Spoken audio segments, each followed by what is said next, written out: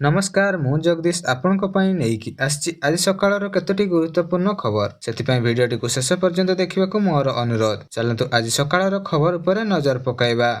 ଆଜିର ପ୍ରଥମ ଖବର ବଙ୍ଗୋପସାଗରରେ ସୃଷ୍ଟି ହେଲା ଲଘୁଚାପ କ୍ଷେତ୍ର। ଉତ୍ତର ପୂର୍ବ ବଙ୍ଗୋପସାଗରରେ ଆଖପାଖ ଅଞ୍ଚଳରେ ଲଘୁଚାପ କ୍ଷେତ୍ର ସୃଷ୍ଟି ହୋଇଥିବା ବେଳେ ଆସନ୍ତା 24 ଘଣ୍ଟା ମଧ୍ୟରେ ପଶ୍ଚିମ ଉତ୍ତର ପଶ୍ଚିମ ଦିଗରେ ଗତି କରିବ ଏହି ଲଘୁଚାପ। ଆସନ୍ତା 25 ତାରିଖ ଆଖପାଖ ଆଉ ଏକ ଲଘୁଚାପ କ୍ଷେତ୍ର ସୃଷ୍ଟି ହେବାର ସମ୍ଭାବନା ରହିଥିବା ବେଳେ 26 ତାରିଖ ଆଖପାଖ ଅବପାତରେ ପରିଣତ ହେବାର ଅଧିକ ସମ୍ଭାବନା ରହିଛି। ଆଉ 27 ତାରିଖ ଆଡ଼କୁ ଓଡ଼ିଶାର ଆନ୍ଧ୍ର ଉପକୂଳ ଅତିକ୍ରମ କରି ନେବ ଏବଂ ଏନେଇ ଅନୁମାନ କରିଛି ଆଞ୍ଚଳିକ ପାଣିପାଗ କେନ୍ଦ୍ର। ଲଘୁଚାପ ପ୍ରଭାବରେ ରାଜ୍ୟର ବିଭିନ୍ନ ସ୍ଥାନରେ ପ୍ରବଳରୁ ଅତି ପ୍ରବଳ ବର୍ଷା ନେଇ ଆକଳନ କରିଛି ପାଣିପାଗ କେନ୍ଦ୍ର।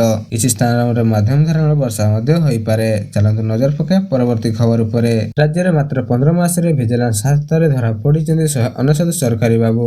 ଗତକାଲି ଏନେଇ ବିଧାନସଭାରେ ମୁଖ୍ୟମନ୍ତ୍ରୀ ମୋହନ ଚରଣ ମାଝୀ ଲିଖିତ ଉତ୍ତର ରଖିଛନ୍ତି ଏବଂ 15 ମାସରେ 77ଟି ଆୟ ବହିର୍ଭୂତ ସମ୍ପତ୍ତି ଠୁଳ ମାମଲା ରୁଜୁ ହୋଇଥିବା ବେଳେ ଲାଞ୍ଚ ନେବା ଅଭିଯୋଗରେ 122ଟି ମାମଲା ରୁଜୁ ହୋଇଛି। ତେବେ ମୋଟ 202 କୋଟି ଟଙ୍କାର ଆୟ ବହିର୍ଭୂତ ସମ୍ପତ୍ତି ଜବତ କରିଛି ଭିଜିଲାନ୍ସ। 5 ବର୍ଷରେ 3661ଟି ଦୁର୍ନୀତି ନିବାରଣ ମାମଲା ବୋର୍ଡ ବିଚାରାଧୀନ ରହିଥିବା ବେଳେ ଗତକାଲି ବିଧାନସଭାରେ ବିଧାୟକ ଟଙ୍କଧର ତ୍ରିପାଠୀଙ୍କ ପ୍ରଶ୍ନ କରିଥିଲେ ଯେ 2024 ଜୁନ ମାସରୁ ଏଯାବତ୍ ରାଜ୍ୟର ଦୁର୍ନୀତି ନିବାରଣ ବିଭାଗ ଆୟ ବହିର୍ଭୂତ ସମ୍ପତ୍ତି ଠୁଳ ଓ ଲାଞ୍ଚ ନେବା ଅଭିଯୋଗ କେତୋଟି ମାମଲା ରୁଜୁ ହୋଇଛି ଏବଂ କେତେ ପରିମାଣର ସମ୍ପତ୍ତି ଆକଳନ ଜବତ ହୋଇଛି, ଯାହାର ଲିଖିତ ଉତ୍ତର ରଖିଛନ୍ତି ମୁଖ୍ୟମନ୍ତ୍ରୀ ମୋହନ ଚରଣ ମାଝୀ। ଗତକାଲି ଚାଲିଥିବା ଗୃହ 4ଟା ଯାଏ ମୁଲତବୀ ହୋଇଥିବା ବେଳେ ମୌସୁମୀ ଅଧିବେଶନ 4ଥ ଦିନରେ 10 ମିନିଟ୍ ବି ଚାଲିନି ଗୃହ କାର୍ଯ୍ୟ। ପ୍ରଶ୍ନକାଳୀନ ଆରମ୍ଭରୁ ବିରୋଧୀମାନଙ୍କ ପ୍ରବଳ ହଟ୍ଟଗୋଳ ଯୋଗୁଁ ଗୃହର ଅପରାହ୍ନ 4ଟା ଯାକେ ମୁଲତବୀ ଘୋଷଣା କରିଛନ୍ତି ବାଚସ୍ପତି। ଦୁଇ ବିରୋଧୀ ଦଳ ବିଜେଡି ଓ କଂଗ୍ରେସ ଭିନ୍ନ ଭିନ୍ନ ପ୍ରସଙ୍ଗରେ ପ୍ରବଳରୁ ହଟ୍ଟଗୋଳ କରିଥିବା ବେଳେ ଅନାସ୍ଥା ପ୍ରସ୍ତାବ ନ ଆସିବା ନେଇ କଂଗ୍ରେସ ପ୍ରତିବାଦ କରିଛି ଏବଂ ନିଜେ ନିଜେ ସିଟ୍ରେ ରହି ହହଲ୍ଲା କରିଛନ୍ତି କଂଗ୍ରେସ ବିଧାୟକ। ସେପଟେ ପଞ୍ଚାୟତ ପ୍ରତିନିଧି କ୍ଷମତା ସଂକୁଚିତ ପ୍ରସଙ୍ଗ ଉଠାଇ ଗୃହ ମଧ୍ୟମରେ ପ୍ଲାକାର୍ଡ ଧରି ପ୍ରତିବାଦ କରିଛନ୍ତି ବିଜେଡି ସଦସ୍ୟ ବୃନ୍ଦ। ଚାଲନ୍ତୁ ନଜର ପକାଇବା ପରବର୍ତ୍ତୀ ଖବର ଉପରେ। ବିଭିନ୍ନ ଦାବି ନେଇ ମିଶନ ଶକ୍ତି ଓଡ଼ିଶା ଜୀବିକା ମିଶନ କାର୍ଯ୍ୟାଳୟରେ ଝୁଲିଲା ତାଲା।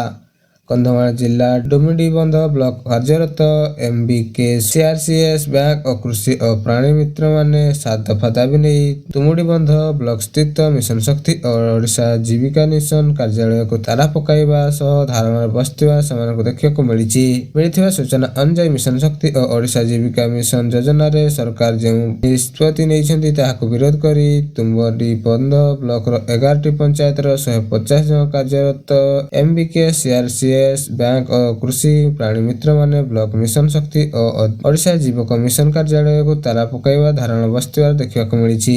ଏହା ସହିତ ପ୍ଲକାର୍ଡ ଧରି ନିଜକୁ 7ଟି ଦାବି ନାରାବାଜି ମାଧ୍ୟମରେ ଉପସ୍ଥାପନ କରିଛନ୍ତି। ଉକ୍ତ ଦାବିଗୁଡ଼ିକ ହେଲା ଯଥା ପୂର୍ବ ପରି ସ୍ଥାୟୀ ନିଯୁକ୍ତି, ଦରମା ଆକାଉଣ୍ଟରେ ପୈଠ, ପରଫର୍ମାନ୍ସ ଓ ବୋନସ ପ୍ରୋତ୍ସାହନ ବନ୍ଦ, 6 ମାସର ବାକ୍ୟ ରାଶି ପ୍ରଦାନ, କାର୍ଯ୍ୟ ଅନୁଯାୟୀ ବାର୍ଷିକ ପରିଶ୍ରମ ପ୍ରଦାନ, ରାଜସ୍ୱ ଗ୍ରାମ୍ୟ ଭିତ୍ତିକ ନିଯୁକ୍ତି ପ୍ରହସନ ବନ୍ଦ ଦାବି। ଏ ଧାରଣା ଜାରି ରହିଥିବା ବ୍ଲକ ସଭାପତି କାଦମ୍ବରୀ ବାଗଙ୍କୁ ପଚାରିବାରୁ ସେ କହିଛନ୍ତି ସମସ୍ତ ଦାବି ପୂରଣ ନ ହେବା ପର୍ଯ୍ୟନ୍ତ ଏହି ଧାରଣା ଚାଲିବ।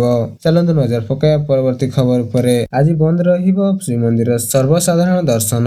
ଆଜି ଶ୍ରୀଜୀଉଙ୍କ ରତ୍ନ ଭଣ୍ଡାରରେ ରତ୍ନ ଅଳଙ୍କାର ସ୍ଥାନାନ୍ତରିତ ହେବ ବୋଲି ଏହା କରାଯାଇଥିବା ବେଳେ ସ୍ଥାୟୀ ରତ୍ନ ଭଣ୍ଡାରରୁ ଶ୍ରୀଜୀଉଙ୍କ ରତ୍ନ ଅଳଙ୍କାର ସ୍ଥାନାନ୍ତର ହେବ। ଏଥିପାଇଁ ଆଜି ଦିନ 10ଟାରୁ ସର୍ବସାଧାରଣ ଦର୍ଶନ ବନ୍ଦ ରହିବ। ଏହା ସହିତ ଶ୍ରୀମନ୍ଦିର ନଟମଣ୍ଡପ ଓ ଜଗମୋହନ ଛକ କରାଯିବ। ମୁଖ୍ୟ ଦେଉଳ ତଥା ଝୁଲଣ ମଣ୍ଡପ ପରିସରରେ ଭକ୍ତଙ୍କ ପ୍ରବେଶ ବାରଣ ରହିଥିବା ବେଳେ ରତ୍ନଭଣ୍ଡାର ସ୍ଥାନାନ୍ତର ପରେ କଟକଣା ପ୍ରତ୍ୟାହାର ହେବ ବୋଲି ସୂଚନା ଆସିଛି। ଚାଲନ୍ତୁ ନଜର ପକାଇବା ପରବର୍ତ୍ତୀ ଖବର ଉପରେ। ମୁଖ୍ୟମନ୍ତ୍ରୀ ମୋହନ ଚରଣ ମାଝୀଙ୍କୁ ଚିଠି ଲେଖିଛନ୍ତି କଟକ ମେୟର ସୁଭାଶିଷ ସିଂ। ଉପର ପଡ଼ିଆରେ ଐତିହାସିକ ବାଲିଯାତ୍ରା ନ ହେବା ନିଷ୍ପତ୍ତି ପ୍ରସଙ୍ଗକୁ ନେଇ ମେୟର ମୁଖ୍ୟମନ୍ତ୍ରୀଙ୍କୁ ଏକ ଚିଠି ଲେଖି ଜଣାଇଛନ୍ତି। ଚିଠିରେ ମେୟର ବାଲିଯାତ୍ରା ଉଭୟ ତଳ ଏବଂ ଉପର ପଡ଼ିଆ ଆୟୋଜନ କରିବାକୁ ମୁଖ୍ୟମନ୍ତ୍ରୀଙ୍କୁ ଅନୁରୋଧ କରିବା ସହିତ ବାଲିଯାତ୍ରା କଟକ ତଥା ଓଡ଼ିଶାବାସୀଙ୍କ ଭାବବେଗ ସହ ଜଡ଼ିତ ହୋଇଛି। ଭାବବେଗକୁ ସମ୍ମାନ ଦେଇ ଉଭୟ ପଡ଼ିଆରେ ଯାତ୍ରା ଆୟୋଜନ ହେବ ବୋଲି ପୂର୍ବରୁ ରାଜ୍ୟସଭା ସଦସ୍ୟ ଦେବାଶିଷ ସାମନ୍ତରାୟ ମଧ୍ୟ ମୁଖ୍ୟମନ୍ତ୍ରୀଙ୍କୁ ଚିଠି ଲେଖିଥିଲେ। ଏପରିକି କଟକ ବାରବାଟୀ ବିଧାୟକ ସଫିଆ ଫିରଦୌସ ମଧ୍ୟ ଉପର ପଡ଼ିଆରେ ବାଲିଯାତ୍ରା ଆୟୋଜନ ହେବ ଆବଶ୍ୟକ ବୋଲି ଗଣମାଧ୍ୟମ ଆଗରେ ପ୍ରତିକ୍ରିୟା ରଖିଛନ୍ତି। ଚାଲନ୍ତୁ ନଜର ପକାଇବା ପରବର୍ତ୍ତୀ ଖବର ଉପରେ। ରାଜ୍ୟରେ 14 ମାସରେ 37,000 ରୁ ଉର୍ଦ୍ଧ୍ୱ ନାରୀ ନିର୍ଯାତନା ମାମଲା ରୁଜୁ ହୋଇଛି। ବିଧାୟକ ଅରୁଣ ସାହୁଙ୍କ ପ୍ରଶ୍ନରେ ମୁଖ୍ୟମନ୍ତ୍ରୀ ମୋହନ ଚରଣ ମାଝୀ ଲିଖିତ ଉତ୍ତର ଦେଇଥିବା ବେଳେ 9,181 ଅସଦାଚରଣ ଓ 2,933ଟି ଦୁଷ୍କର୍ମ ମାମଲା ରୁଜୁ ହୋଇଥିବାର ସୂଚନା ଦେଇଛନ୍ତି। ଏହା ସହିତ 1,248ଟି ଯୌନ ଏବଂ 5,464ଟି ଯୌତୁକ ନିର୍ଯାତନା ମାମଲା ରୁଜୁ ହୋଇଛି ବୋଲି ସୂଚନା ଦେଇଛନ୍ତି ମୁଖ୍ୟମନ୍ତ୍ରୀ ମୋହନ ଚରଣ ମାଝୀ। ଚାଲନ୍ତୁ ନଜର ପକାଇବା ପରବର୍ତ୍ତୀ ଖବର ଉପରେ। ଜିଲ୍ଲା ଶିକ୍ଷା ଅଧିକାରୀ କାର୍ଯ୍ୟାଳୟ ଘେରିଲେ ପାଚିକା ସହାୟକ। ମଧ୍ୟାହ୍ନ ଭୋଜନ ପାଚିକା ସହାୟକ ସରକାରୀ କର୍ମଚାରୀ ମାନ୍ୟତା ସର୍ବନିମ୍ନ ମଜୁରୀ ବୃଦ୍ଧି ବର୍ଷକୁ 12 ମାସର ପାରିଶ୍ରମିକ ପ୍ରଦାନ ଦାବିରେ ସୋମବାର ପରିଚାରିକା ସହାୟିକା ସଂଘ ପକ୍ଷରୁ ଜିଲ୍ଲା ଶିକ୍ଷା ଅଧିକାରୀଙ୍କ କାର୍ଯ୍ୟାଳୟ ଘେରାଉ କରାଯାଇଛି। AITUC ସହବନ୍ଧିତ ନିଖିଲ ଓଡ଼ିଶା MDM ପରିଚାଳନା ସହାୟିକା ସଂଘ ପକ୍ଷରୁ କୌଶଳ କାଳମଣ୍ଡି ପଡ଼ିଆରୁ ବାହାରି ଏହି ରାଲିରେ ସହର ପରିକ୍ରମା କରି ଜିଲ୍ଲା ଶିକ୍ଷା ଅଧିକାରୀଙ୍କ କାର୍ଯ୍ୟାଳୟ ଘେରାଉ କରିଥିଲେ। ଜିଲ୍ଲା ଶିକ୍ଷା ଅଧିକାରୀ ଅଫିସର ନଥିବାରୁ ସେମାନେ ଅଫିସ ସାମ୍ନାରେ ଧାରଣାରେ ବସିଥିବାର ସୂଚନା ମିଳିଛି। ଚାଲନ୍ତୁ ନଜର ପକାଇବା ପରବର୍ତ୍ତୀ ଖବର ଉପରେ। ବାନେଶ୍ୱରରେ ନିର୍ମାଣ ହେବ ସୁଭଦ୍ରା ଶକ୍ତି ବଜାର। ପ୍ରତ୍ୟେକ ଜିଲ୍ଲାରେ ସୁଭଦ୍ରା ଶକ୍ତି ବଜାର ବି ପ୍ରତିଷ୍ଠା କରିବେ ରାଜ୍ୟ ସରକାର। ରାଜ୍ୟରେ ସ୍ୱୟଂ ସହାୟତା ଗୋଷ୍ଠୀ ଦ୍ୱାରା ପ୍ରସ୍ତୁତ ଉତ୍ପାଦଗୁଡ଼ିକ ବଜାରୀକରଣ କରିବା ପାଇଁ ରାଜ୍ୟ ସରକାର ବଡ଼ ନିଷ୍ପତ୍ତି ନେଇଛନ୍ତି।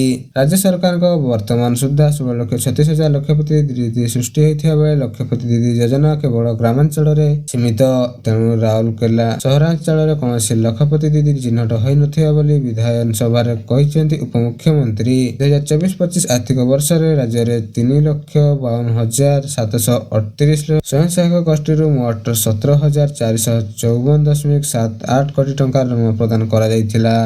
ବିଧାନସଭାରେ ଲିଖିତ ଉତ୍ତର ରଖିଛନ୍ତି ଉପମୁଖ୍ୟମନ୍ତ୍ରୀ ପ୍ରଭାତୀ ପରିଡ଼ା। ସୁଭଦ୍ରା ଯୋଜନାର ଯୋଗ୍ୟ ହିତାଧିକାରୀମାନେ ଏବେ ସୁଦ୍ଧା ତୃତୀୟ କିସ୍ତି ପାଇସାରିଲେଣି। ଆହୁରି ଅନେକ ଏଥିରୁ ବଞ୍ଚିତ ମଧ୍ୟ ଅଛନ୍ତି। ଏବେ ସୁଦ୍ଧା ପ୍ରଥମ ଦ୍ୱିତୀୟ ଏବଂ ତୃତୀୟ କିସ୍ତି କେତେ ଜଣ ପାଇଛନ୍ତି ତେବେ ଜଣା ପଡ଼ିନାହିଁ। ସେ ନେଇ ବିଧାନସଭାରେ ଗଣେଶ୍ୱର ବେହେରାଙ୍କ ପ୍ରଶ୍ନ ଉପମୁଖ୍ୟମନ୍ତ୍ରୀ ପ୍ରଭାତୀ ପରିଡ଼ା ଉତ୍ତର ରଖିଛନ୍ତି। ସୁଭଦ୍ରାର ତୃତୀୟ କିସ୍ତିରୁ ବାଦ ପଡ଼ିଛନ୍ତି 3,69,352 ଜଣ ହିତାଧିକାରୀ। ସେହିପରି ଦ୍ୱିତୀୟ କିସ୍ତିରେ ବାଦ ପଡ଼ିଛନ୍ତି 1,83,785 ହିତାଧିକାରୀ। ସୁଭଦ୍ରାରେ ପ୍ରଥମ କିସ୍ତି 1,02,80,092 ଜଣ ପାଇଥିବା ବେଳେ ଦ୍ୱିତୀୟ କିସ୍ତିରେ 1,96,307 ଜଣ ପାଇଛନ୍ତି। ତୃତୀୟ କିସ୍ତି ପାଇଛନ୍ତି 96,96,995 ଜଣ। ମୋଟ 1,09,57,594 ଜଣ ସୁଭଦ୍ରା ଆବେଦନ କରିଥିବା ବେଳେ ଏତିକି ଲୋକ ସୁଭଦ୍ରା ଯୋଜନାର ଲାଭ ଉଠାଇ ପାରିଛନ୍ତି।